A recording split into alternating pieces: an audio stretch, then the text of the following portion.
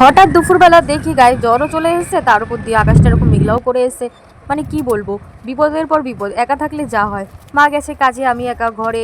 জ্বর হয়েছে, ওষুধটাও নিজেকেই নিয়ে আসতে হলো। ভাগ্যিস ওষুধের দোকানটার সামনে ছিল। তো তোমাদের কার কার জ্বর হলে কেমন ফিলিংস হয় আমি জানি না, কিন্তু আমার তো খাওয়া দাওয়া বন্ধ হয় না, কোনো না কোনো কিছু খেতেই ইচ্ছাই করে। তো সন্দেহ হয়ে গেছে, 7:30 বেজে গেছে, কিন্তু বৃষ্টি কমার নাম নেই। আর রান্নাঘরের অবস্থা তো তোমাদের কি আর বলবো, মধ্যবিত্ত ফ্যামিলিতে যা হয়। তো আমি ভেবেছিলাম আজকে রান্না করব হচ্ছে গোলা রুটি। তো গোলা রুটি করার জন্য আমি প্রথমে ময়দাটাকে একটা বাটির মধ্যে নিয়ে নিয়েছি। যেহেতু আমি একাই খাবো তার জন্য অল্প করেই বানিয়েছি। তো এর মধ্যে পরিমাণ মতো নুন দিয়ে দিয়েছি। তারপরে একদিন পিৎজা অর্ডার করেছিলাম, এই চিলি ফ্লেক্সগুলো বেঁচে গেছিলো। ভয় পাওয়ার কারণ, এগুলো অতটাও ঝাল হয় না, তোমরা যেটা ভাবছো সেরকম তো একদমই না। তো যাই হোক, চিলি ফ্লেক্স একটুখানি মিশিয়ে নিয়ে ভালো করে মিক্সিং করতে হবে, তাহলেই জিনিসটা ভালো হবে।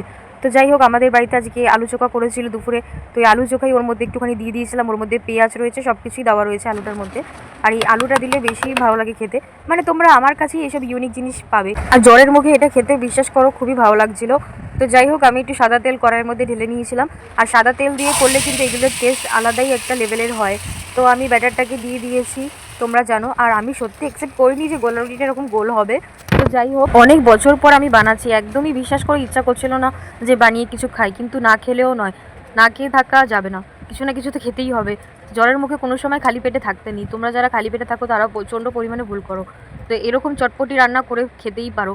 দেখো, জ্বরের মুখে শুয়ে থাকলে সেই তো শরীর খারাপই হবে, তাই না? তার থেকে ভালো কিছু বানিয়ে খেয়ে নাও। দেখাবে নেক্সট ভিডিওতে, টাটা।